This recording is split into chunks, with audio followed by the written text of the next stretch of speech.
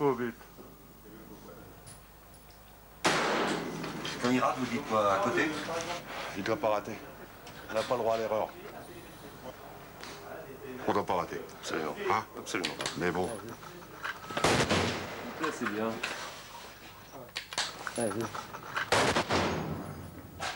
Ça y est. J'ai fait l'équivalent d'une pièce de 5 francs à 100 mètres. À partir du moment qu'on a des vies humaines en danger, ça n'a plus rien à voir avec le sport. C'est très grave. Ouais. De tirer? Ben, bien sûr. En fin de compte, le plus difficile, c'est de ne pas tirer. Le preneur de tâche est à gauche, hein? Prêt? Feu! Allez, on retourne, moi. Prêt? Feu! Ah. Bon, qu'est-ce que ça donne? Ah ouais, pas mal. 5 impacts, mais bien groupés. L'otage n'est pas touché. C'est impeccable. Notre fusil s'appelle Ultima Ratio. C'est vraiment l'ultime recours. On négocie. Si on peut évidemment sortir de la crise sans qu'il y ait de morts, sans qu'il y ait de blessés, on le fera. Mais le sniper est là. S'il faut sauver la vie des otages, hein, si à un moment il y a un choix à faire, on est là. C'est pas comme quelqu'un qui a à prendre, au bout de peut-être une semaine, il va prendre un dossier, il va lire tout le dossier, il est derrière son bureau, bien tranquille, et il va analyser la situation et dire « mais c'est évident, c'est ça qu'il fallait faire ». Là, c'est pas du tout ça. En une seconde, il peut se passer beaucoup de choses, un otage peut se faire tuer. Et là, donc, le sniper, il faut qu'il réfléchisse vite, bien, il faut qu'il soit un juriste, un sportif, et garder la tête froide toujours dans ces circonstances. Donc, le sniper, c'est quand même quelqu'un un petit peu de spécial.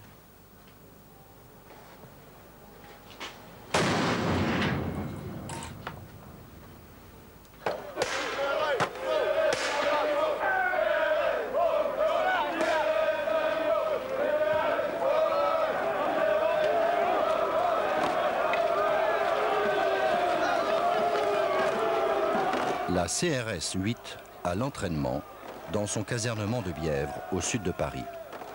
Les jeunes manifestants sont des comparses. C'est un exercice spécial banlieue.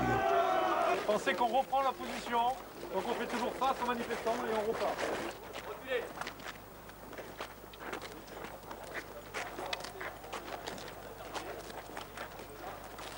Les policiers du RAID sont de la maison.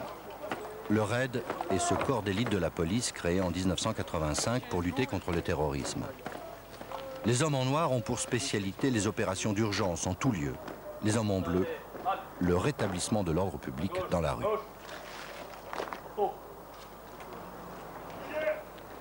S'ils sont logés à la même enseigne, ils n'ont pas pour autant les mêmes méthodes. Aux uns, la discipline des rangs et la pesanteur du rouleau compresseur. Aux autres, les pirouettes et la légèreté d'une volée de commando.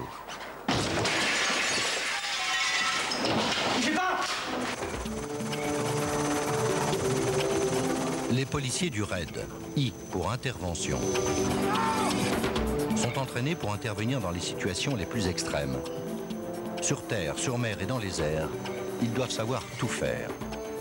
Pas toujours forcément du premier coup d'ailleurs.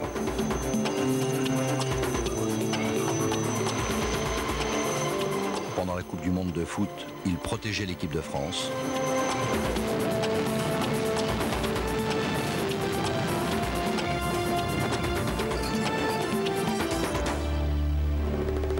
Les hommes en noir sont une centaine, se montrent peu, et s'ils le font, c'est cagoulé. C'est un film sans visage.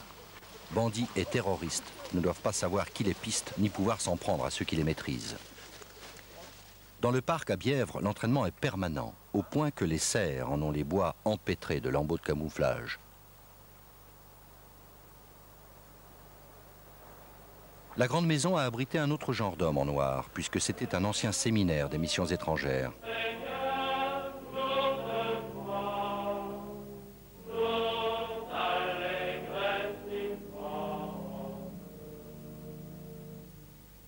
Nous avons retrouvé de vieilles bobines tournées en ces lieux mêmes. Et cet extrait de film sur les missions.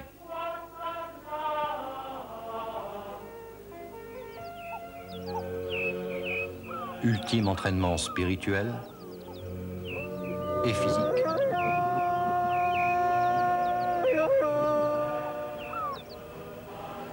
Et il partait, rêvant de convertir un continent. Autrefois les pères blancs, missionnaires de la paix des âmes. Aujourd'hui les hommes en noir, missionnaires de la paix civile. Et c'est dans l'ancienne chapelle que, quotidiennement, ils revivifient leur foi dans un métier dont les premières règles sont se maintenir en forme, savoir attaquer et se défendre.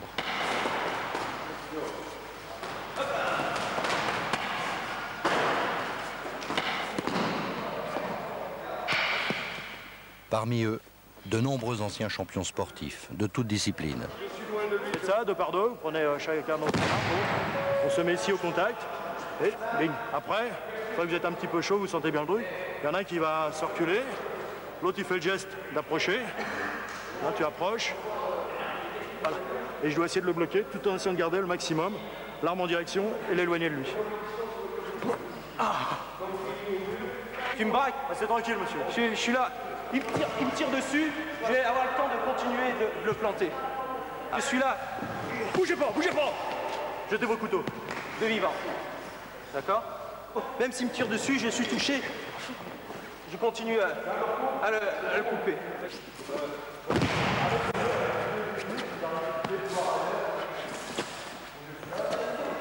Ah, pourquoi le raid? Oh, c'est peut-être pour l'aventure. Uniquement l'aventure, on voir autre chose. De ne pas voir, de pas rester dans un commissariat ou enfin une bande de copains, ça s'amuse bien. Il y a de très bonnes individualités, mais ce qui fait la force, c'est le groupe, oui. C'est un groupe prestigieux et ça fait, on a bien envie d'y rentrer. À chaque fois, il peut nous arriver des choses un peu exceptionnelles, si bien que ça laisse rêver, ça laisse une perspective ouverte, quoi. On n'a pas un horizon fermé. Par goût de l'intervention, tout simplement. C'est l'intervention qui me plaisait. On bouge beaucoup, toujours dans l'actualité. Quand c'est chaud en Corse, on va en Corse. Quand c'est chaud, je dirais même en Guyane, eh bien, on va là-bas.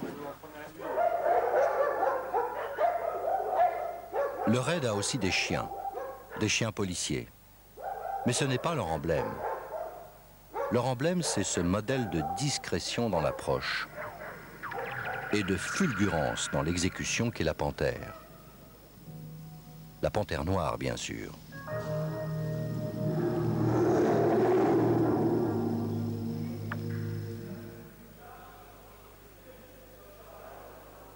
Votre attention, s'il vous plaît, à tous les fonctionnaires d'alerte. Alerte de mise en place du service en alerte pour suivre poussage. Départ immédiat, je répète, immédiat, merci.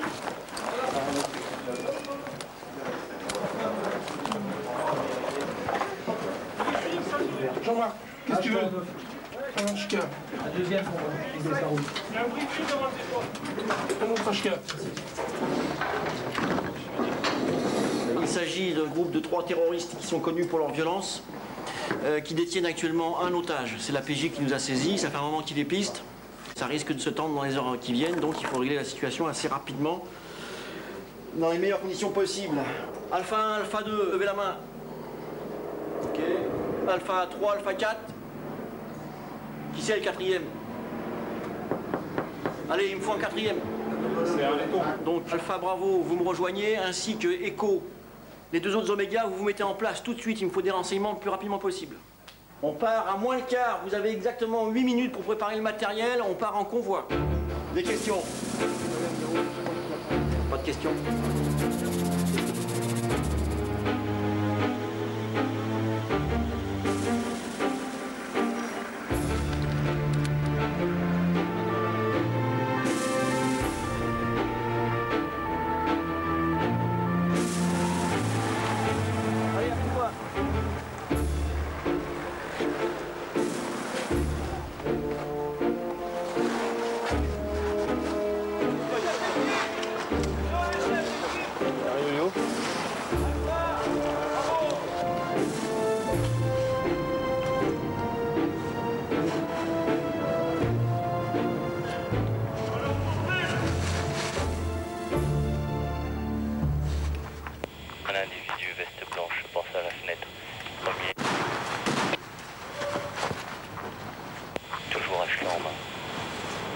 noir.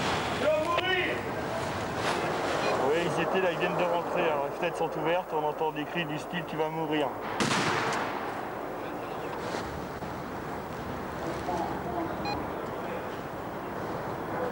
Du Oméga, un preneur d'otage. Fenêtre 3, passage à la fenêtre 2. Il y a toujours avec lui, normalement, au moins un preneur d'otage, sinon 2. Pour ce qui concerne l'armement, armement lourd, apparemment Kalachnikov, donc une saloperie. Il n'y a qu'un seul accès à cet appartement, c'est cette foutue porte qui donne sur le premier étage. Pour la progression dans le couloir, les équipes partiront. Alors, Bravo 1 et 2 devant moi. Suivront Tango 1, Tango 2. Sierra terminera la marche. Lorsque j'annonce 15 secondes à la radio, c'est 15 dernières secondes avant l'intervention. J'annonce ensuite 10 secondes. Ça nous laisse donc le temps de récupérer le coup si jamais il se décide à sortir. Lorsque j'annonce 5 secondes, Echo, tu déclenches ton décompte en silence. Tout le monde sait qu'il restera 5 secondes. Et quand la porte pète, tout le monde se met au boulot. C'est bien compris, hein? Là, notre arme principale, c'est le silence. Si on arrive en silence, ils l'ont dans le dos.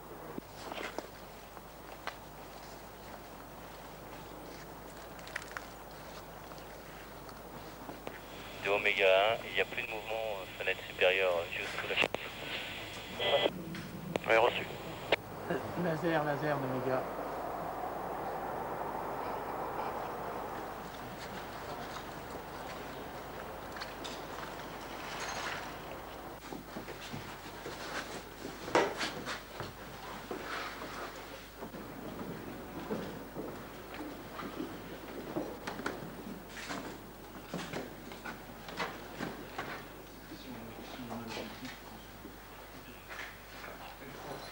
Arme de poing braquée sur la tête de l'otage. Une arme de poing au 2e étage et un PM au 1er étage, correct? Ouais, correct. Bon, individu avec veste verte, j'ai pas vu s'il était enfouraillé ou pas. De Oméga, apparemment les 2 individus ne sont plus dans les couloirs au 1er étage.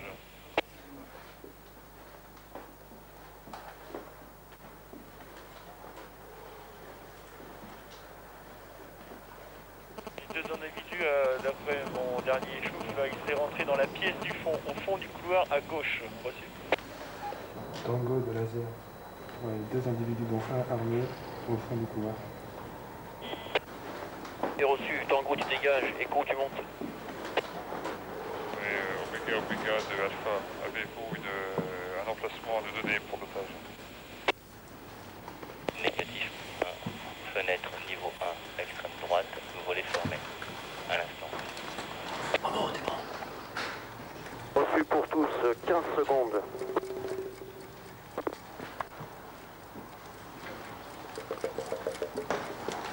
Secondes. 5 secondes.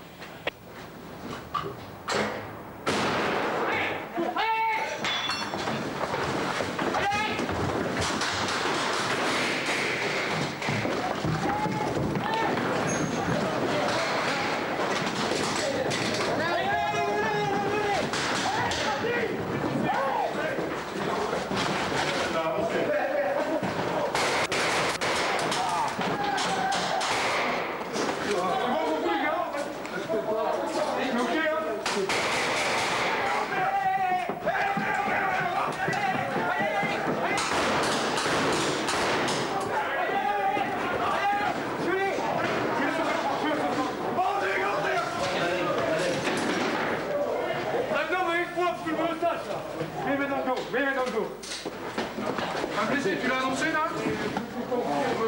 Voilà notre station à battu. Le cache est libéré.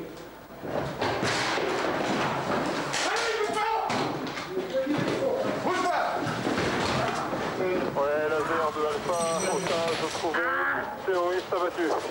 Je suis blessé. Ouais, l'otage libéré, l'individu blessé. L'individu neutralisé. Quand vous êtes touché, vous le sentez, hein, c'est réglé. Hein. Donc les gens doivent jouer le jeu. S'ils sont touchés, ils tombent.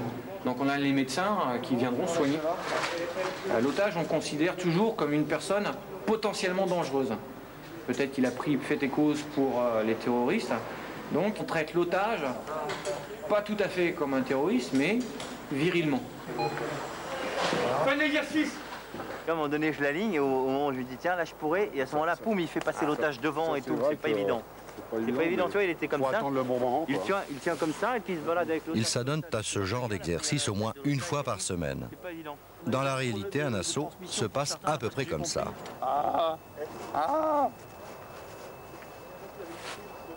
Je vais mourir. Les artificiers, vous avez eu un petit problème? Pourquoi la porte n'a pas explosé? Momo? Le percuteur n'a pas marché. J'ai eu peur un instant que tu aies perdu la main. Si on fait péter la porte, tu vas voir, ça va. Non, je sais très bien. Donc la porte est restée fermée, il a fallu l'ouvrir la main et rentrer après. Donc ça, il faut... On a perdu 2 secondes là. Après, ça s'est bien enfilé. On a tout ratissé sans problème. Et il y a eu 2 morts. Ouais. On va le refaire. Des médecins, qui ne sont pas des policiers, font partie intrinsèque de l'équipe. Plusieurs fois, ils ont été confrontés à des situations dramatiques. Le but, en fait, c'est d'apporter une médicalisation la plus rapide possible dans des lieux où la sécurité n'est pas encore parfaite et où les moyens, finalement, classiques, SAMU et pompiers ne peuvent pas intervenir rapidement.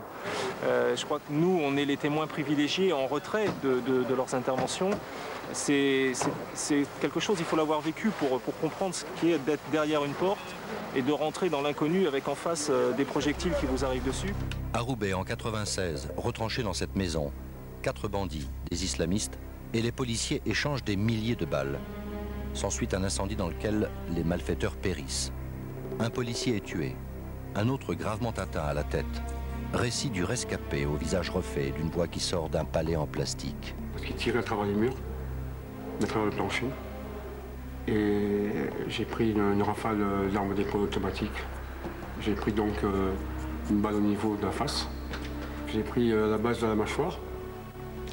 Et elle est sortie au niveau de mon temporal gauche, en diagonale. Malheureusement, elle a explosé à l'intérieur de la bouche, ce qui m'a occasionné beaucoup plus de dégâts que... Je dis bien malheureusement, mais de l'autre côté, j'ai eu énormément de chance. Pour moi, c'est un accident, quoi. Il y a des facteurs qui ont été favorables pour moi. C'est que déjà, bon, mes amis, mes frères du service ont été là pour faire tout ce qu'il fallait pour que je sois dégagé rapidement. En plus, le médecin du service qui était là aussi a fait tous les gestes nécessaires pour me maintenir en vie. Et sans lui, je ne serais pas là aujourd'hui. Oui, le visage était effectivement peu reconnaissable. Mais je l'ai reconnu. C'est ça qui est difficile d'ailleurs. C'est qu'on a affaire à des gens avec qui on vit tous les jours. C'est très très différent de la médecine, enfin de la réanimation classique en SAMU par exemple, où on a affaire à des inconnus. Ici, lorsqu'il y a une blessure de ce type, il y a un aspect émotionnel qu'il faut arriver à maîtriser. C'est pas évident. Seul, on n'est rien. Il faut se mettre ça dans la tête, surtout dans le genre de travail qu'on effectue. Seul, on n'est rien.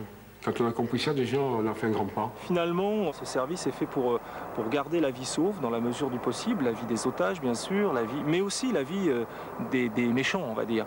On est là pour tout le monde, au service du public, et je crois qu'il faut que personne ne se trompe là-dessus. Les événements antérieurs ont déclenché certaines polémiques a posteriori, et je pense que c'est très probablement déplacé. La maternelle de Neuilly. L'affaire qui a rendu le raid célèbre.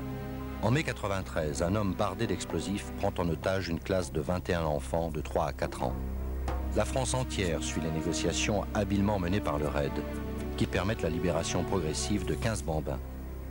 6 petites filles sont toujours retenues dans la salle de classe transformée en poudrière par le preneur d'otages. 2 jours plus tard, à l'aube, Human Bomb est assoupi. Ordre est donné aux policiers d'intervenir. 6 sont chargés d'emporter les fillettes, 2 autres de surveiller HB. Pour la première fois, l'un de ces 2 hommes parle. Il a la main dans un sac, qui pour nous est le sac dans lequel se trouvent les explosifs, et l'autre main n'est pas visible. Donc l'autre main peut également être orientée, posée sur un déclencheur quelconque. On ne le voit pas. La sortie des enfants a lieu. Malheureusement, à un moment donné, dû au bruit ou parce que les enfants ont quand même eu peur de voir des hommes en noir arriver sur eux. Certains se sont mis à crier, ont pu réveiller le preneur d'otages. qui donc à ce moment-là, alors qu'il était allongé sur le côté, a ouvert les yeux, nous a vus, et donc a fait le geste pour nous qui était évident. Physiquement, il vous a vu? Ah oui, tout à fait, oui. Pour nous, c'était évident, il a essayé de faire fonctionner son dispositif. Il a eu un geste. Il a eu un début de geste. Tout à fait, oui. Et là, la décision, elle est à prendre en moins d'une seconde, c'est évident, ça va très très vite. Une seconde, c'est très long. Quand on fait du parachutisme, on s'aperçoit qu'une seconde, c'est long, c'est court à la fois, mais là, ça va beaucoup plus vite. Et le seul tir efficace, malheureusement, dans une situation comme ça, c'est la tête. Quand je dis au niveau de la tête, c'est malheureusement un tir au niveau du cerveau. Bon, c'est jamais très agréable que ça se termine comme ça, quoi. Je crois qu'au niveau du service, on a tout fait pour que l'issue soit différente. Malheureusement, le problème, c'est que les parents de la victime ont déposé plainte. Mais ça, je dirais que ça se comprend. Donc, ils ont du mal à concevoir que leur fils ait pu faire une telle chose. Et puis, on a été attaqué dans certains journaux et par certaines associations. Qui ont dit qu'on aurait pu épargner la vie du preneur d'otage. Bien sûr, c'est ce qu'on a essayé de faire pendant 46 heures d'ailleurs, parce que s'il a fallu l'abattre, on aurait pu le faire beaucoup plus tôt et dans de meilleures conditions. Dès le départ? Dès le départ, c'était bien plus facile, bien entendu. Parce que c'est pas dans notre culture, de toute façon, de donner l'assaut, que personne n'aurait compris, de toute façon. Parce qu'il a été dans la ligne de visée des tireurs, à un moment donné. C'était tout à fait possible, oui. Et c'est une solution qui a été, dès le départ, aussi envisagée, mais on a d'abord, bien sûr, pensé à négocier. Il y a eu une instruction qui a été ouverte pour établir le déroulement de l'opération, savoir pourquoi ça s'était passé de cette manière. Et les conclusions de cette instruction, c'est? C'est qu'il n'y a pas de poursuite, c'est que l'état de légitime défense existait, a tout le temps existé, et les journaux ont d'ailleurs été condamnés. Si demain une situation similaire devait se reproduire, malheureusement, je crois que les responsables de notre service, quel qu'il soit, quelle que soit leur importance dans l'échelle hiérarchique, hésiteraient à donner l'ordre d'intervenir. Et les gens qui ont connu cette affaire pourraient également hésiter. Donc là, malheureusement, la situation pourrait être tout à fait autre. Mais les mêmes personnes qui nous ont attaqués la première fois nous attaqueraient la seconde fois, en nous demandant pourquoi nous ne sommes pas intervenus plus tôt, peut-être. Malheureusement, on a connu d'autres affaires, il y a dans l'histoire d'autres affaires, où le fait de tergiverser, d'attendre, s'est terminé par un massacre, où on a des otages qui ont été tués. Tout ça parce que les autorités ne veulent pas donner l'ordre d'intervenir. On n'a droit ni à l'erreur ni au doute. Donc c'est pour ça qu'il faut régulièrement faire des entraînements. Et là, par exemple, vous avez un entraînement d'interpellation de véhicules. Le policier du raid, c'est plutôt un père de famille, pas célibataire. L'avantage du père de famille, c'est qu'on est sûr de le trouver le soir quand on a besoin de lui en urgence. Même un gendarme, même un militaire, on dit toujours ils sont payés pour mourir, pour se faire tuer. Personne n'est payé pour se faire tuer, ou alors il faut être payé une fortune. Et ce que je dis souvent à mes stagiaires, c'est ce qui est important, c'est le matin partir au travail et rentrer le soir pour retrouver sa famille. Tout le reste, c'est de la littérature. Dans la vie de tous les jours, on est plus en contact avec nos chiens qu'avec notre épouse, quoi. C'est vrai qu'on passe beaucoup de temps avec nos chiens. C'est des grands enfants. Il faut donner la même affection à chacun, quoi. Parce que sinon...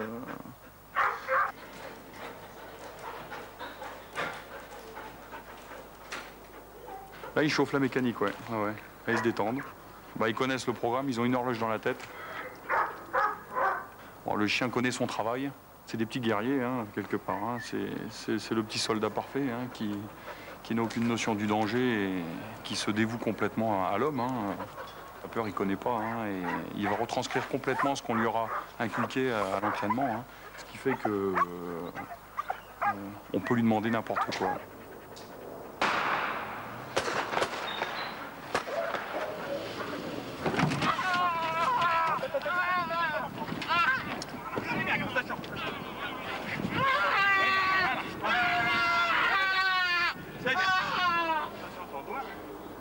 Voilà, je vais te sortir du véhicule, ok? Une seule portière. D'accord. Il sort. Amène-le contre la porte. Voilà. Écarte les jambes. Voilà. Tu recules un peu, là, tu prends tes places. Okay, voilà. Salopard! Mon enculé! Là, tac, moi je lâche le chien. Et une fois que le chien est parti, tu peux passer devant moi, Eric. Ah oui, bien sûr. Oui. Hein, d'accord. Ok. Tu pars devant moi et moi. Tu attends pas qu'il chope le mec. Non, non, c'est bon, c'est bon. Une fois qu'il est parti, il est parti. Nous, C'est moi l'otage! C'est moi l'otage! Ne bouge pas, mets les mains sur le volant. Coupe le contact. Ah bah non, j'ai pas me bouiller. Impeccable. La tête contre le truc. Et là, tu fais ta palpation tranquillement. Mais tu te places au mieux pour toi. Moi, je me déplace en conséquence. Toi, quand tu es là, mets-toi bien en équilibre. C'est là, moi, qui ici. Voilà. Ensuite, tu passes de ce côté, si tu veux. Et moi, je passe ici. Et voilà. Oui, écoute-moi, Eric. Au lieu de faire un truc dans ce style-là, là, ça c'est bon pour une pénétration. Là, on est là-bas, de là-bas, vous partez avec les jambes. Mais vous droppez à bloc, il faut que ça aille très très vite. Hein. Il faut que là-bas, ça a une vitesse folle.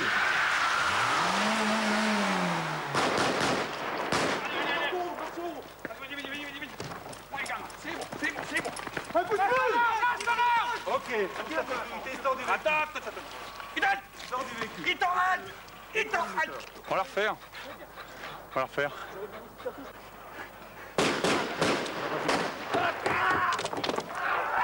On bouge plus! Bouge pas! Lâche ton arme! Lâche ton arme! Et pas le temps, hein? Hé! Tu arrêtes, oui! Ça suffit, hein! Hé! On va attraper le gant. On va s'expliquer là tout à l'heure. C'est la première fois qu'il me fait ça, tiens. Ah ouais, il en veut, hein? Ah, il en veut, hein? Attends, on va le régaler un peu plus. Le fous dans la voiture! Prenez qui bouge le flingue! Allez, avance, toi! Et fais pas de conneries, hein! Allez, rentre là-dedans, toi! Allez! Ah! Ah! Allez!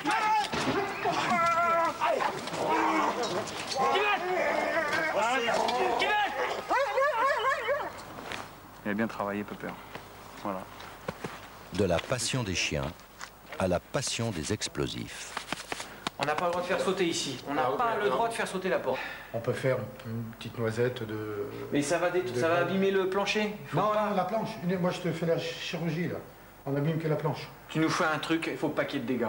Il n'y aura aucun dégât. Une noisette de quoi? Une noisette de peintrite. C'est un petit explosif qui est très bien. On dirait du chewing-gum, c'est sympa comme tout. Entre peintrite et Formex, qu'est-ce que... Bah écoute, moi, je suis plutôt partisan du Formex par rapport à la peintrite qui déchire. Okay. Si tu veux, Yo-Yo, ce qui est important pour nous, ça va être la surprise. Hein? Et le plus silencieusement possible. Okay. C'est clair? Allez, action. Travaux pratiques au grenier. Alors, je ne suis pas là, tu ne tiens pas compte de moi, hein, je suis transparent.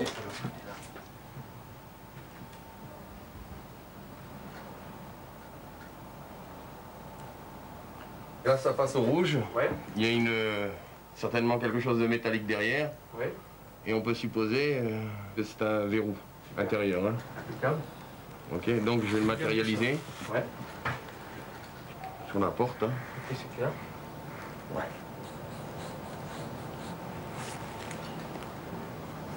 Ouais, je vérifie s'il y a une barre à travers de la porte. Ouais, tout à fait. C'est très bon, ça. Ben là, je vais mesurer à peu près la distance qu'il y a entre les deux verrous. Ouais. Pour pouvoir préparer ma charge et venir l'appliquer directement. Impeccable. C'est pas la peine de mettre une charge importante parce qu'il faut ouvrir la porte et non pas détruire les gens qui sont à l'intérieur. Hein, c'est bien clair. Alors là, qu'est-ce que tu es en train de voir? Tu es en train de voir comment tu vas faire courir ton fil. Voilà, là où je vais faire cheminer le fil pour éviter qu'on se prenne les pieds dedans. Et puis ça c'est bien, ça c'est super ça. On arrache les charges. Ouais. Voilà. Super. Ça c'est bon.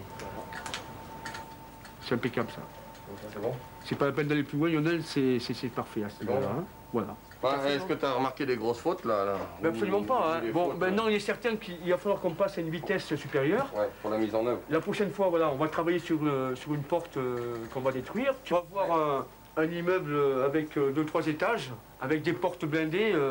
Il y aura au moins 50 portes à faire péter. On va vraiment s'éclater, si je puis dire. Tu vois ce que je veux dire, Lionel? Okay.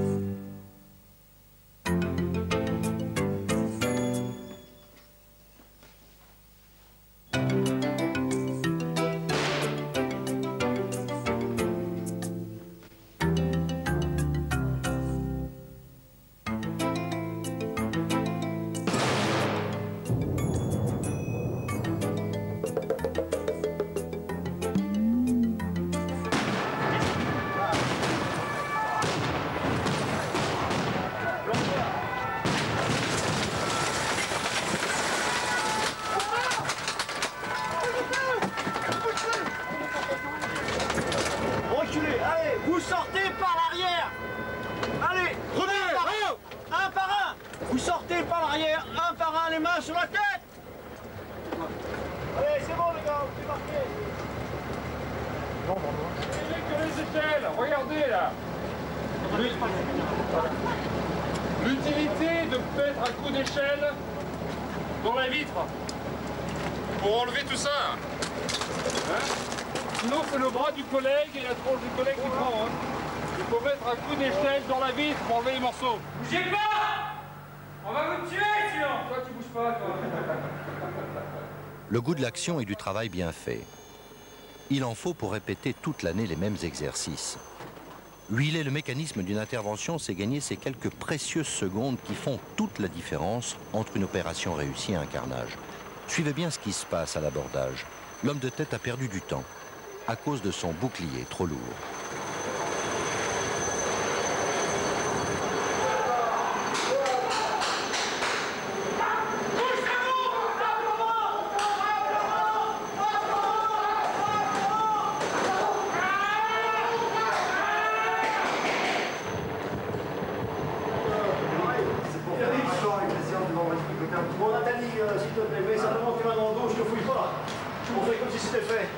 Séance critique. Le bouclier de 12 kilos est mis en cause. À coordonner la diversion et l'assaut. À l'abordage, on a été gêné par le bouclier, ça faut le savoir. On perd trop de temps avec la récupération du bouclier. Et je perds au moins 3-4 secondes à aller chercher le bouclier qu'on me passe. Et pendant ce temps, 3-4 secondes, c'est vraiment trop. Dans cet exercice, le bouclier lourd sera désormais utilisé autrement. Ce genre de cafouillage peut se solder par des vies humaines. Et cela est arrivé face à un forcené, armé de tout cet arsenal. Dans le cas présent, le bouclier était trop léger. Les balles l'ont transpercé. Celui qui le tenait, plaqué au sol pendant 45 minutes, a été gravement blessé et le collègue qui se cachait dans son dos a été tué. Donc nous, on est couché par terre puisque ça commence à allumer, boum. Donc le premier binôme, et on le voit jamais.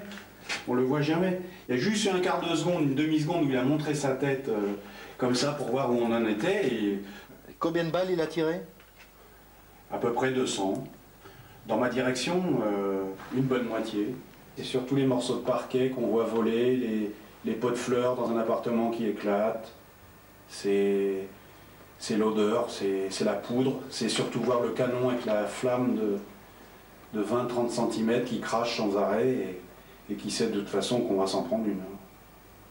Et puis de voir son collègue derrière soi qui est blessé, pensant qu'il était blessé. Ça sentait la mort partout. Bien sûr, ça nous poursuit tout le temps. Et bon, la blessure de la jambe, elle est remise, c'est sûr, mais dans la tête, une blessure, ça se remet jamais. Il n'y a pas de point pour la tête. Mais il n'y a pas de haine, non. Parce que cette personne, par exemple, sur Rissorangis, on aurait pu facilement le tuer ou le supprimer, mais on a évité, justement, pour le remettre à la justice. Moi, je me suis senti de rester, justement, peut-être pour servir pour ceux qui arrivent derrière, pour les jeunes, pour éviter, bon, on n'évitera jamais, quand c'est vraiment trop violent, on ne peut pas, mais au moins les retenir. Mais maintenant, on se repose peut-être plus sur la psychologie, sur l'équipe de négociation et sur la technique, parce qu'il y a une évolution dans le matériel. Du matériel, il n'en manque pas. On les dit bardés de gadgets. Et ce n'est pas faux. Mais il y a gadgets et gadgets.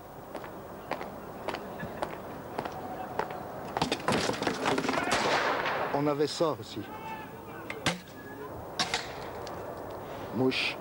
Ça, c'est quelques gadgets que nous avions et que nous avons mis complètement à l'écart parce qu'on s'aperçoit que bon, pour ce qui est du PM, on vient en superposition avec notre arme de poing avec un encombrement supérieur, alors ça présente absolument aucun intérêt. Même titre que l'arbalète, l'arbalète qui était soi-disant faite pour être utilisée dans des endroits où il y aurait des hydrocarbures, éviter les étincelles, mais on s'est aperçu qu'il n'y avait absolument aucune précision. Pour nous, ce n'est pas une arme opérationnelle. On m'a parlé d'un filet explosif, les Polonais récemment. Oui, ça c'est pour attraper un forcené, arme blanche ou autre, mais bon, avant de le mettre en œuvre, c'est pas opérationnel encore. Vous êtes pris les pieds dedans, je crois. Lequel c'est ton point? Le mien, c'est le point rouge à droite. Bah non, c'est le mien. Non, le mien, c'est en haut. Je sais plus. Bah tiens, là, au milieu. Bah écoute, tu vois, le problème du laser, c'est qu'on a du mal à identifier son point. Là, il y a 3 points qui se promènent sur plusieurs cibles. Quelle est notre cible? On ne sait plus. Vous avez beaucoup de gagnants de concours Lépine qui viennent vous apporter des gadgets? Quelques-uns sont venus, mais je crois qu'on n'est ni Rambo ni James Bond. Je vous ai apporté une relique là de 58. Un tank a dû écraser la maison dans laquelle le forcené s'était enfermé. Ils ont balancé un char de 50 tonnes contre un individu qui faisait 80 kilos. Et le gars, c'était qui?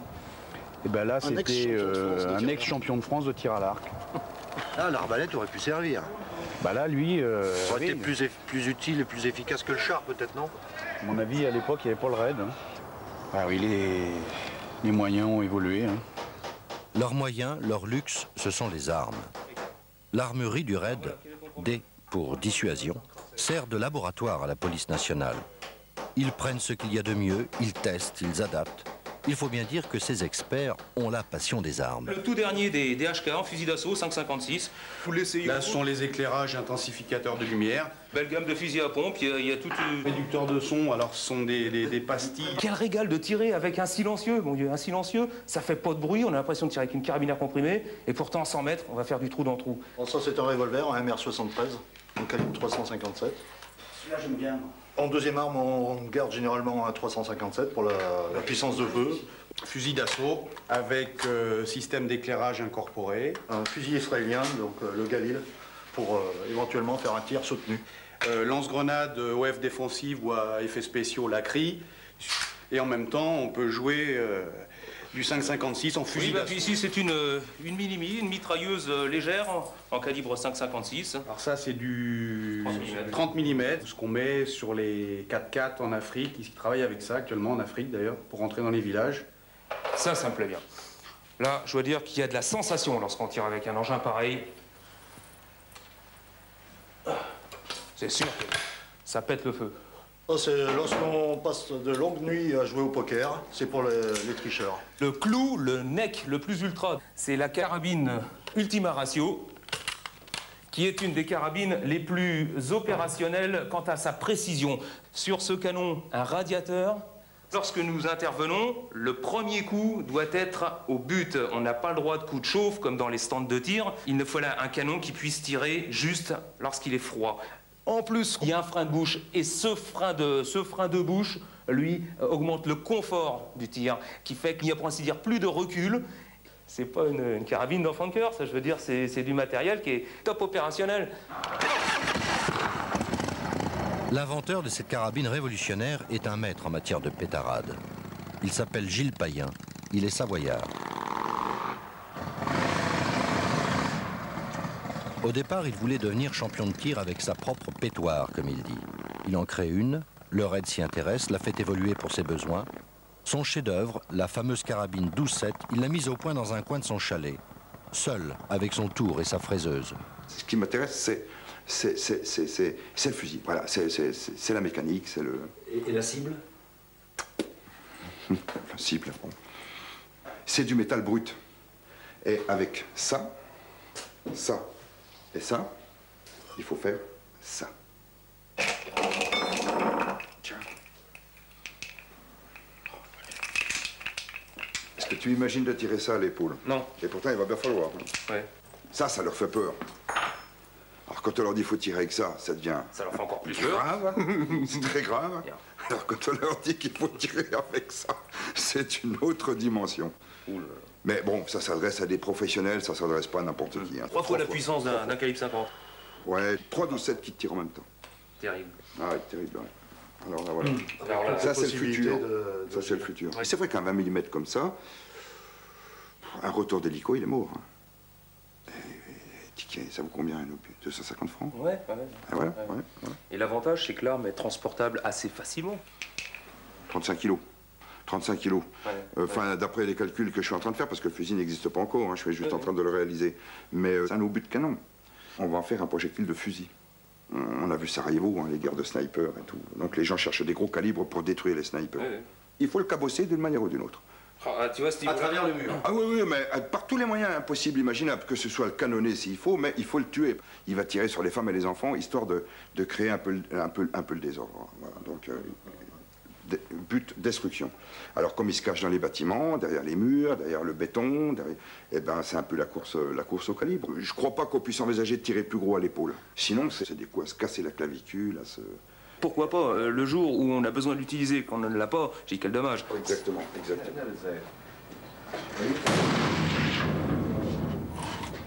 Alors Oh là là, la folie.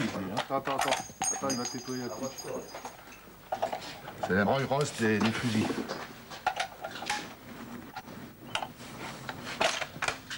Le dégazage est aussi impressionnant qu'avec l'ancien frein de bouche. Plus.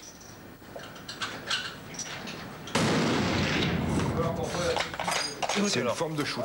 Celui-là par rapport à Mais l'autre. c'est une forme de shoot intelligent, quoi. C'est trippant, quoi. C'est trippant. Qu'est-ce qui t'a motivé? Le fun au départ? Bah, c'est vrai que quand tu as fait un 12-7, tu as envie d'aller plus loin. Mais un 20 mm qui a des chevaux. Voilà. Voilà, pas un 20 mm. Pète le feu, quoi. Pas un 20 Ligne de snow, voilà. Pas un 20 mm au bromure, la vraie, quoi. Ah ben. La balistique, c'est la maîtrise d'une puissance phénoménale.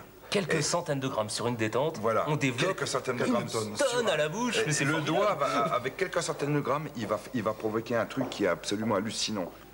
Pendant un temps très bref, on a le doigt sur la détente. Il y a l'adrénaline qui monte et flac, on envoie. Là, quand on a envoyé, c'est trop tard, c'est fini. Il n'y a plus rien à faire. On ne peut plus retenir. C'est comme pour beaucoup de choses. Voilà. Tu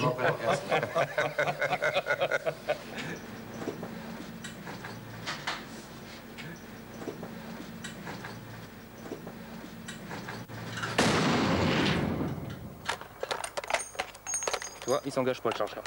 Pourquoi est-ce qu'il s'engage pas? C'est qu'il y a un problème. Une en trop, Jean. Vas-y. Voilà, là c'est bon, coup par coup. On n'est jamais assez humble, je sais. Malgré, on a beau avoir le matériel le plus performant qui soit, il faut rester toujours humble. On n'est pas à l'abri d'un coup malencontreux. Impeccable. Le maniement des armes, grand sujet de conversation. Mais depuis l'assassinat du préfet Erignac, à la Cafette, les retours de mission en Corse font beaucoup parler. Le raid R pour recherche y est en opération permanente. Travail dangereux. L'un des leurs a été fauché l'an dernier par une rafale de mitraillettes au débouché d'un virage. On planque pas dans une bagnole. Ça c'est fini ça. C'est terminé. Il faut trouver autre chose. Il faut aller trouver son petit trou dans la forêt. Il faut aller chercher des gens qui connaissent parfaitement le terrain. Des gens qui se battent pour une certaine idéologie. Malgré tout. Il faut aller les chercher sur leur terrain, c'est pas facile. Tu prends un mec, tu le lâches, tu reprends un autre. C'est difficile dans les petits villages. Ouais, c'est ça le plus difficile. 80% de la population n'est pas terroriste. Hein. C'est des gens super. Hein. Donc il faut pas, tu vois, il faut faire le distinguo entre les gens qui filochent et puis les gens qui font bien, quoi. C'est difficile, mais c'est vrai qu'ils sont méfiants par nature. C'est des chasseurs, ils connaissent le maquis par cœur. C'est des combattants. Hein. Donc c'est des combattants. Ils ne montrent pas qu'ils vous ont vu, vous le sentez? Ouais, quelqu'un vous a vu ou pas? C'est une petite guerre latente entre eux et nous, mais ils sont très forts aussi. Il ne faut pas les sous-estimer, ils arrivent à nous repérer, quoi. Nous on les repère et eux ils nous repèrent, c'est le jeu du chat et la souris. Oui, bah, ils sont sur une île. Hein, en fait, les Corses et les gens du raid, c'est exactement les mêmes personnes. Très fiers de leur appartenance. Et je dirais qu'il y a même un respect qui s'établit entre les deux. Hein, il y a certains Corses qui préfèrent être arrêtés par les gens du raid que par d'autres trucs, parce que c'est l'aboutissement d'une lutte, hein, c'est la fin d'un jeu. Et puis nous, quand on les interpelle, bon, si on les interpelle d'une façon correctement, ils constatent qu'ils ont perdu, ils ont perdu. Ils sont corrects. Hein. Il y a eu des menaces qui ont été faites. Oh oui, tu as en permanence des graffitis sur les murs, partout, le raid, assassin. Bon, il s'est passé une affaire malheureuse où il y a eu mort d'homme, et depuis, ils nous considèrent comme des chiens de guerre, pour reprendre leur expression, quoi. Il y a des menaces, mais bon, on ne se déplace jamais seul. On se déplace jamais seul. Autre activité invisible du raid, la protection rapprochée. Ce jour-là, autour de la personnalité sans doute la mieux protégée du monde. La personnalité a changé de voiture, c'est bon, c'est fait. A pour assistance. Au niveau de la protection rapprochée, ce qui est le plus problématique, c'est la routine. Parce que la routine tue, quoi. À la limite, on s'y habitue, et puis on fait plus attention, et puis jusqu'au jour où on a une équipe qui va sur place pour voir un peu les lieux. Tous ces problèmes, on essaie de les amoindrir justement avec des fonctionnaires de chez nous qui prévoient éventuellement l'agression.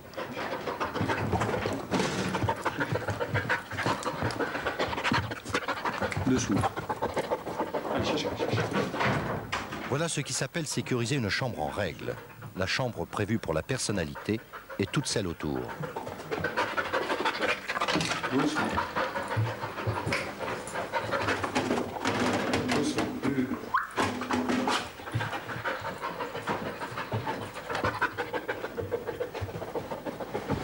Petit.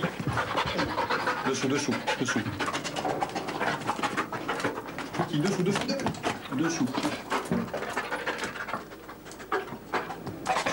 Oui, gamin, c'est bien ça. Et dès qu'il retrouve la moindre molécule explosive, il se couche pour me désigner l'endroit exact où se trouve la matière explosive. Voilà. Donc là, a priori, il n'y a rien dans cette chambre. Systématiquement, après chaque mise en sécurité, le chien sera récompensé. On va dissimuler un explosif quelque part, et puis ça sera la continuité de son travail. Et en finalité, il aura sa récompense. C'est un boudin dans lequel il mord, et puis il se régale, quoi. Il s'éclate. C'est jamais qu'il faut qu'il y ait le Père Noël. Si on voit bien, finalement, le côté le plus sensible, c'est le mur vraiment mitoyen. Hein.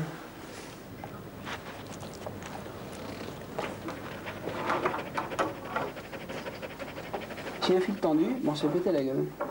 Un fil tendu avec une charge. Tu sors par là-bas. Bouge pas, j'arrive.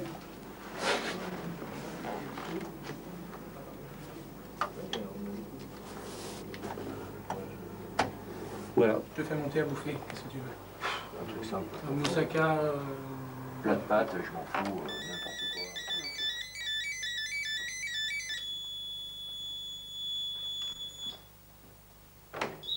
quoi. Ok, bah ça fonctionne, y a pas de problème. Allez, bon courage. Tu m'appelles, hein, si y a un problème. Ouais.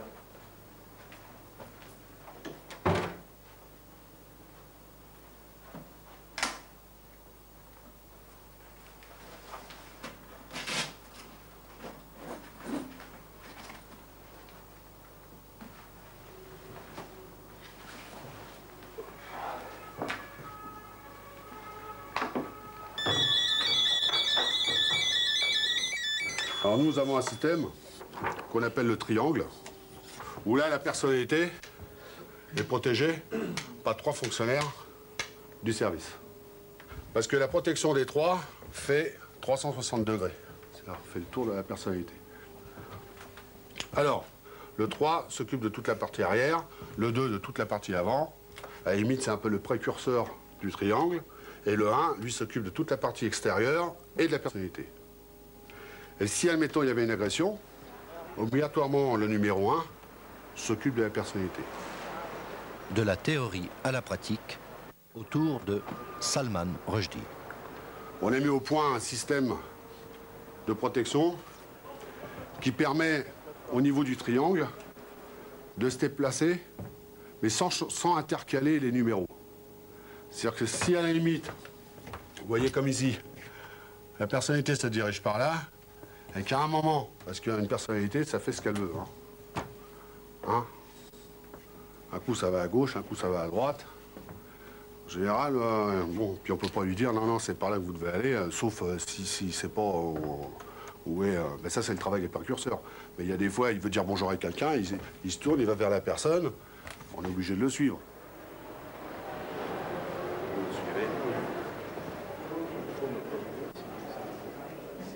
À partir du moment qu'il y a un quart de tour à gauche, la direction par là, c'est le numéro 3 qui passe en tête.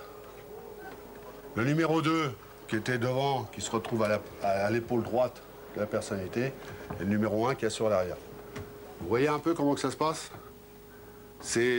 On a mis au point parce que ça évite les croisements. de personnes.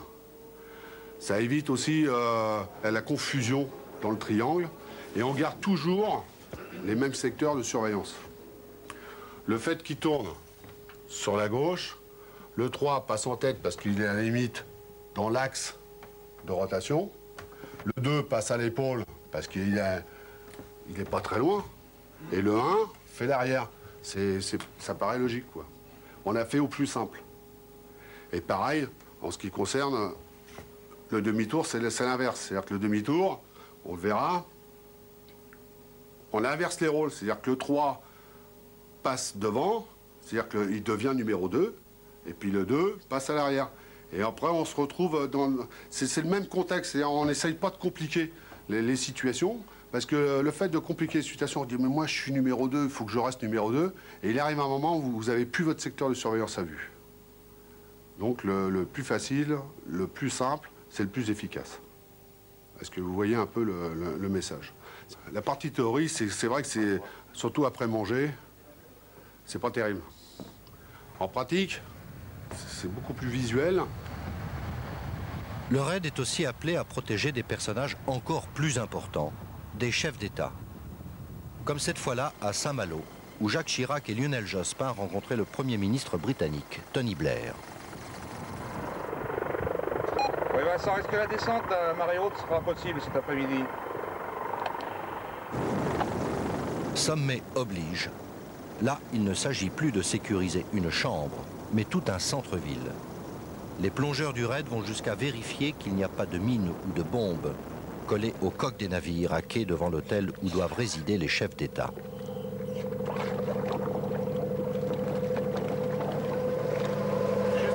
C'est bon, il a rien.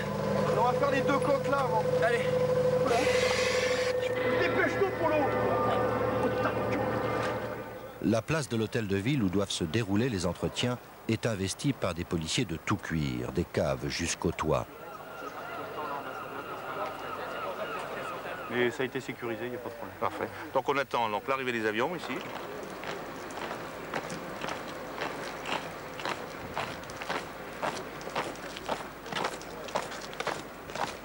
Les hommes du raid sont là, incognito dans leurs blousons chics.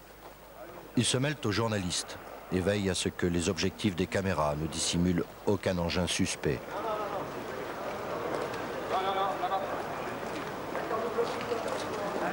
Alors, attendez, le chef n'est pas spécialement le numéro 1.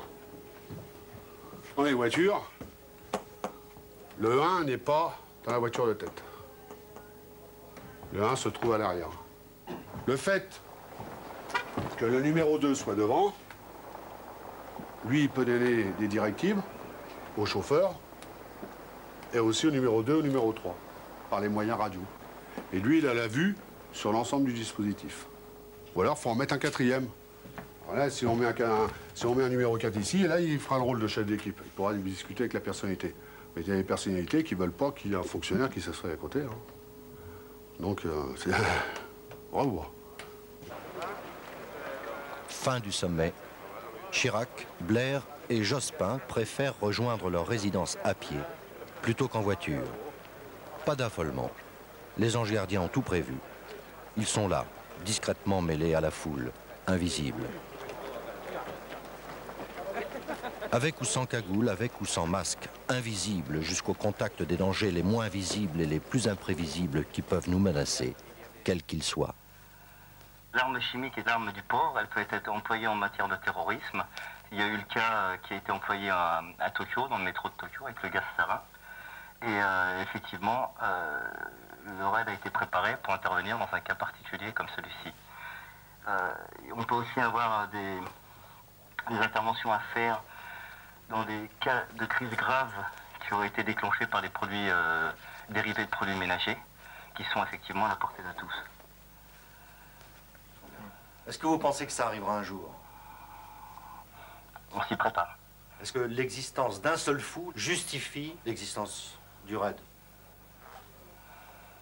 Bien sûr. Vous coûtez cher alors? Bah, le tout est de savoir comment on quantifie la vie humaine et si effectivement la vie humaine a un prix.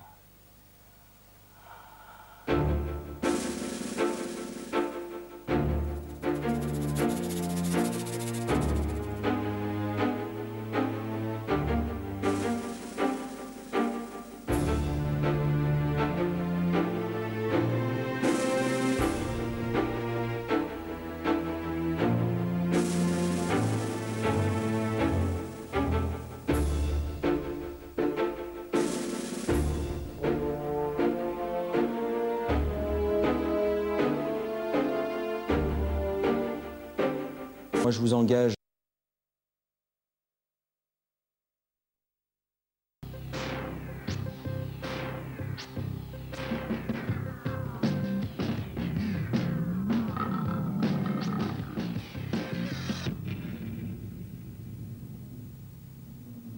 Unité d'élite de la police nationale, le RAID, dont le nom signifie Recherche, Assistance, Intervention et Dissuasion, est créé en 1985. Oui, nous nous trouvons devant le 33 de l'avenue Marbeuf. Il y a des voitures... À cette époque, de violents attentats assombrissent le paysage politique français.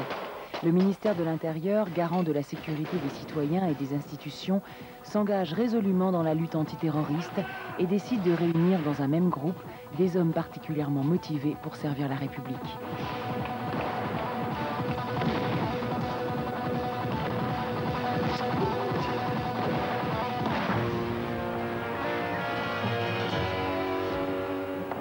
Pour ce faire, tu vas rentrer dans un lieu particulier.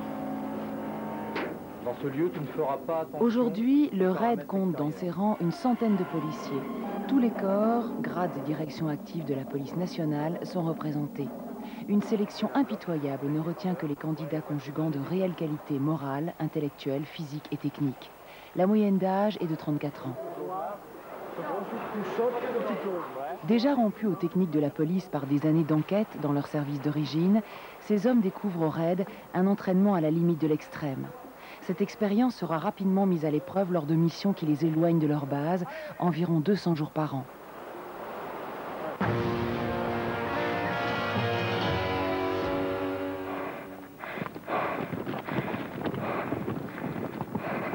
Avec 2 commissaires à sa tête, le RAID est directement placé sous l'autorité du directeur général de la police nationale. On y trouve 3 sections distinctes. La première comprend 5 groupes ayant la même proportion de spécialistes en sport de combat, tireurs d'élite, spécialistes en varap, plongeurs ou artificiers. La seconde section intègre la formation continue, le groupe technique, l'armurerie, la recherche de l'information et les sélections des futurs membres de l'unité.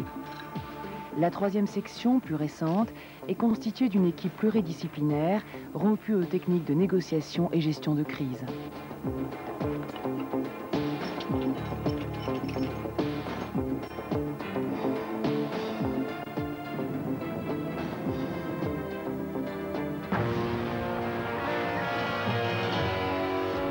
Tireur, identifiez vos cibles.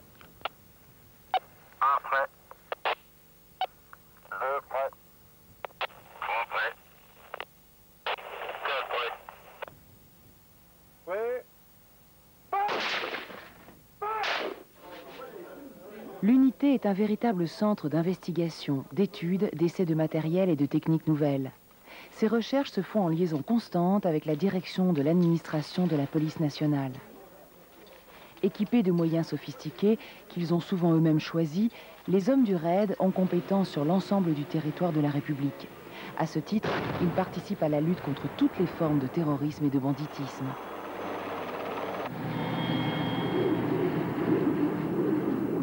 Tous volontaires, ils sont conscients d'exercer un métier passionnant, d'où la notion de surhomme doit être soigneusement exclue.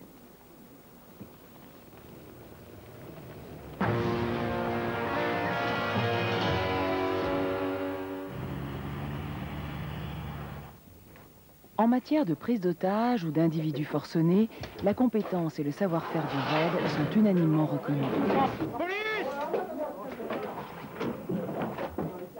Si l'intervention brutale s'impose parfois, l'appropriation des lieux, l'attente, la négociation avec la personne, sa famille, ses voisins, peuvent contribuer à désamorcer les situations les plus compromises. Cet homme, retranché dans son appartement, va finalement se rendre et quitter l'immeuble sans menottes.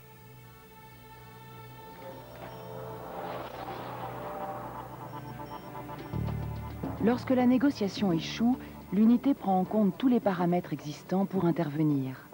Dans un pavillon, une femme est prise en otage. Les exercices de nuit maintes et maintes fois répétés vont enfin payer.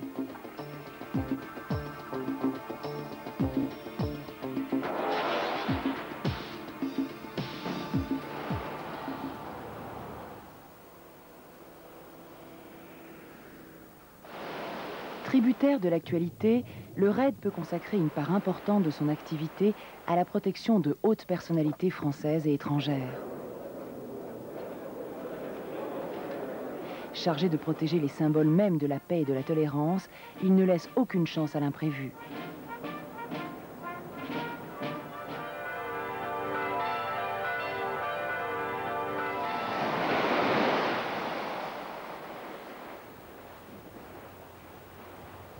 Chaque homme ambitionne d'être le meilleur dans sa partie. Face à l'évolution du grand banditisme, les groupes du RAID ne sont plus constitués que de spécialistes de haut niveau. En métropole, comme dans les départements d'outre-mer, comme ici au large de la Martinique, le RAID démontre sa capacité à lutter contre les trafics internationaux de stupéfiants.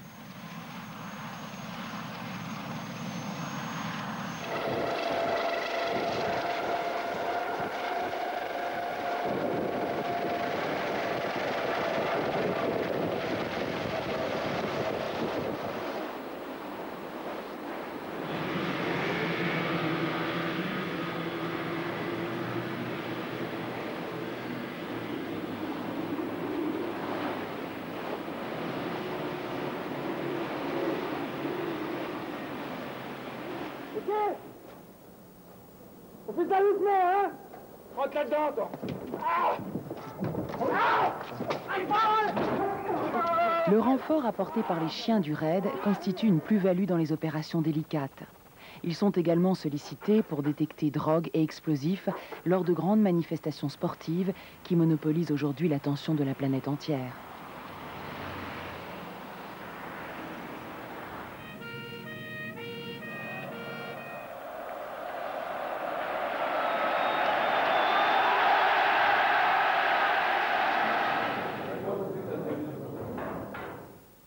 Des exercices s'effectuent régulièrement dans des installations considérées comme sensibles.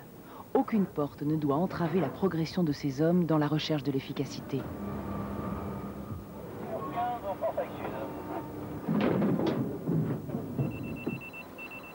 Le RAID est aujourd'hui compétent pour intervenir en milieu technologique hostile, nucléaire, bactériologique et chimique, le fameux NBC. Faites attention, on ne se rendra pas.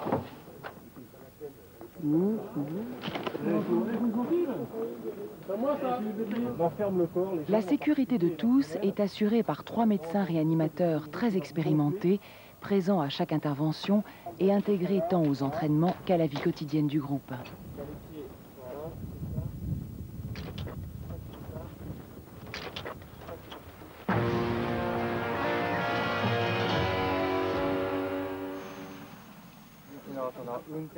La coopération internationale, et notamment la formation de policiers étrangers, joue aujourd'hui un rôle primordial. Chaque année, une vingtaine de délégations viennent s'entraîner au RAID. Il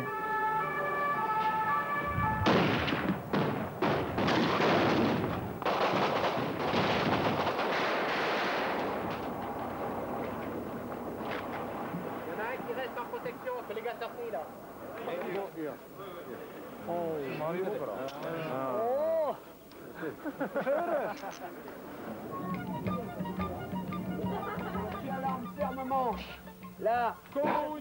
Le RAID est également une valeur qui s'exporte. Dès lors, il affiche une maîtrise et une maturité qui suscitent le respect de l'ensemble des policiers du monde entier.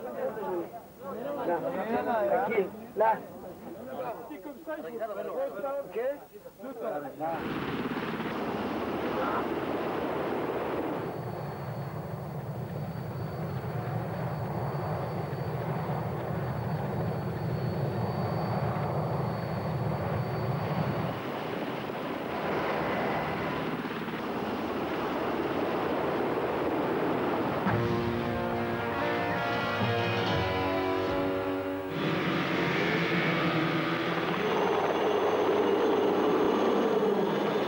Depuis 1985, le RAID a démontré qu'il est un service majeur de la police nationale.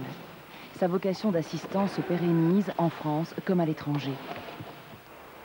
Souvent dans l'ombre, parfois sous les feux de l'actualité, les hommes du RAID mènent une lutte sans merci contre toutes les menaces majeures qui pourraient déstabiliser notre pays.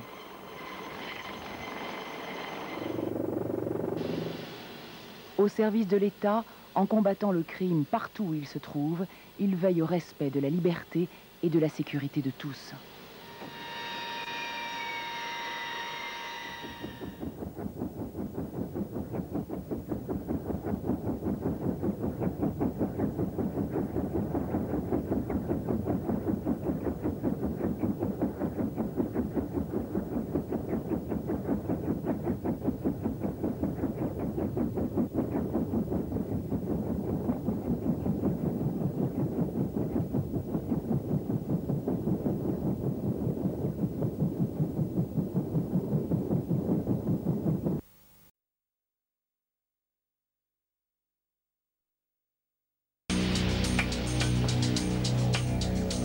Pour mener à bien sa mission et enrayer ce qu'il appelle la dérive mafieuse de la Corse, Nicolas Sarkozy compte bien s'appuyer sur le RAID. Et c'est d'ailleurs le RAID qui a interpellé dimanche, près de Bastia, Charles Pierry, l'une des figures de proue du mouvement indépendantiste corse. Les policiers de la brigade financière le soupçonnent d'être l'auteur de plusieurs délits financiers et d'abus de biens sociaux. Alors pour savoir comment travaillent ces policiers qui ont mis un terme à la cavale d'Ivan Colonna et interpellé Pierry, nous les avons suivis pendant plusieurs semaines.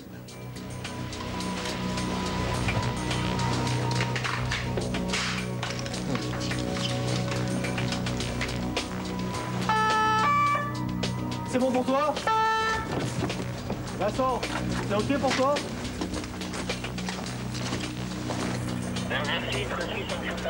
Le RAID n'intervient pas qu'en Corse. Ce matin-là, il est appelé en urgence à Ivry-sur-Seine.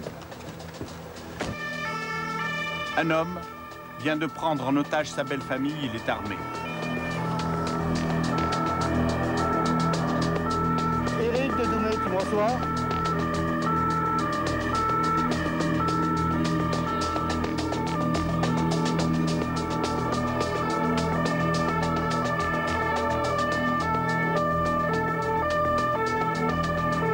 Poussez-vous!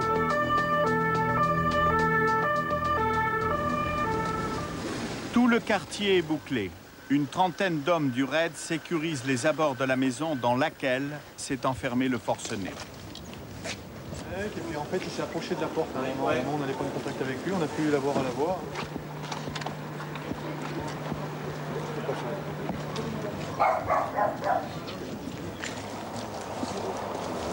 Oh. Ils sont 5 à l'intérieur et c'est le gendre qui la retient en otage. Alors elle dit venez vite, donc soyez attentifs, dès qu'on peut on va essayer de faire quelque chose. On va commencer à négocier de toute façon. Des tireurs de haute précision du RAID prennent position en face de la maison. Ils sont à l'affût des moindres faits et gestes du forcené qu'ils tentent d'apercevoir à travers les vitres du pavillon.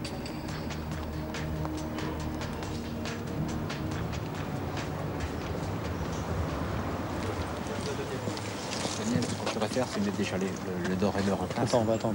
On va essayer de prendre contact avec lui, on va... Ouais, mais tu gagnes du temps. Si ça survit normalement, on aura du mal à perdre du temps pour rentrer. Pour l'instant, s'il avait été plus virulent, on l'aurait su. On va attendre. La tension monte d'un cran. Les minutes passent et la situation ne se débloque pas. Ouais, quelqu'un a ouvert la fenêtre. J'ai pas pu discerner si c'était un homme ou une femme. La fenêtre est entrouverte, mais personne n'est à vue maintenant. Viens. Non, il n'y a pas de problème. Alerté par les voisins, le beau-père du forcené arrive sur les lieux. Oui, monsieur, je vous entends. Je suis derrière les armes. Oui, non, mais ça va. Parce qu'il n'y a pas de cartouche. Tout est facile là-bas. Il y a des armes de chasse, mais bon, il n'y a pas de cartouche dans l'intérieur. Par contre, on va... Attendez. Faut que je rentre chez moi, bien. Non, Armand, laisse-les faire. C'est pas possible pour l'instant. Le beau-père du forcené est conduit dans le camion de commandement du RAID.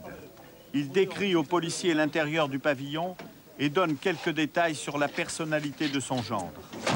Le mec, il est assez grand, blond, plutôt dégarni, les cheveux courts. Et la description que fait le voisin, c'est plutôt du style paysan. Voilà, d'accord, plutôt paysan. Plutôt paysan, dégarni. Apparemment, il a des gros problèmes. Il devait aller à l'hôpital ce matin. Donc là, on essaye de contacter le public qu'il a vu hier soir pour savoir de quoi il retourne. Mais bon, il semble assez perturbé. On fait l'installation du dehors. En silence. Qu'est-ce qui se passe là? On va mettre en place le système d'ouverture, hein, le door raider, sur la porte blindée.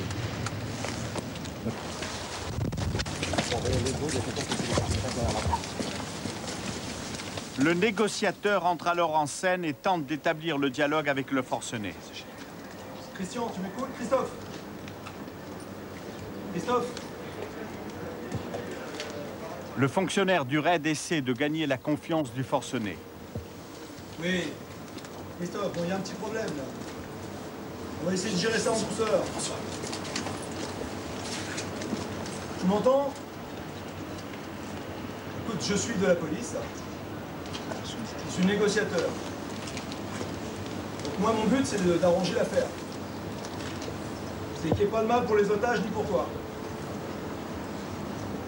Écoute, apparemment, il y a des gens qui sont retenus avec toi. Est-ce qu'ils peuvent sortir? Est-ce que tu peux les laisser sortir? Tu me promets que tu leur feras pas de mal. Est-ce que tu veux sortir, toi, là-bas?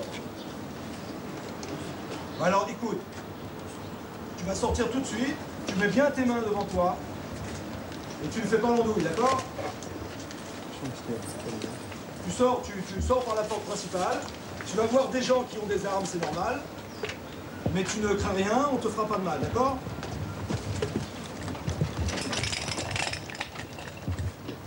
Ok. Et montre-toi. Allez, montre-moi tes mains, s'il te plaît. Allez, sors. Donne-moi ce fusil.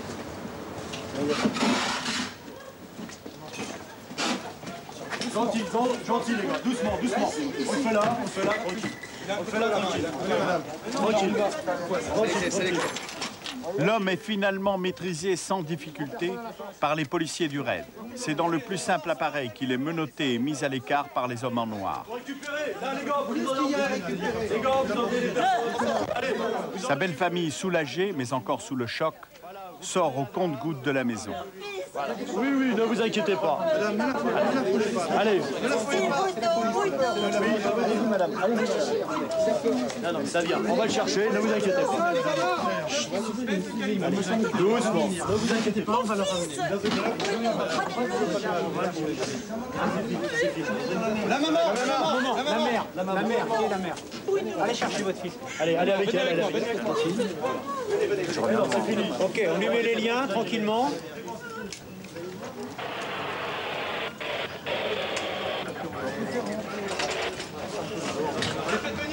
Faites venir le père. Il est là. C'est tranquille, c'est fini. Non, il n'est pas blessé. C'est bon, on va le couvrir. Ne vous inquiétez pas.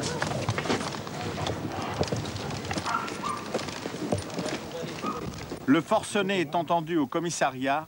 Il sera interné dans un hôpital psychiatrique à l'issue de la garde à vue.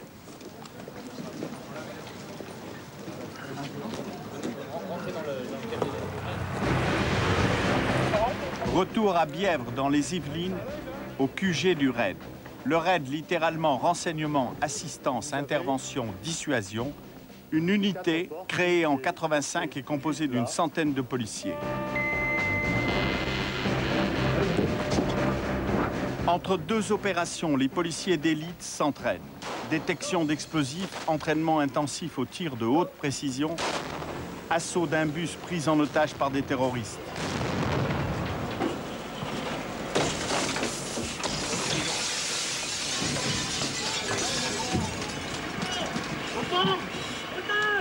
La lutte antiterroriste est devenue au fil des ans une mission prioritaire du raid.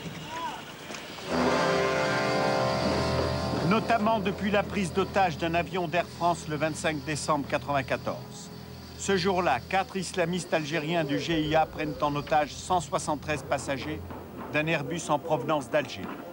À l'époque, ce sont les gendarmes du GIGN qui interviennent sur l'aéroport de Marignane, près de Marseille. Filmé par une caméra de LCI, l'assaut commence à 17h12. Les hommes du GIGN ouvrent les portes. Une fusillade nourrie éclate à l'avant et dans le cockpit de l'avion.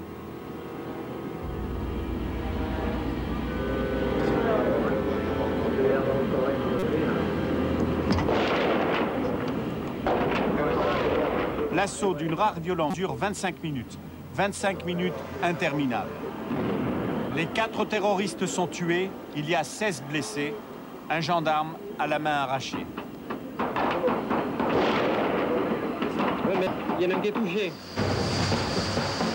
À l'instar des gendarmes du GIGN, les policiers sont aguerris à ce type d'exercice. Ce matin-là, il est 10 h à l'aéroport de Roissy. Le raid simule l'assaut d'un appareil contrôlé par des terroristes.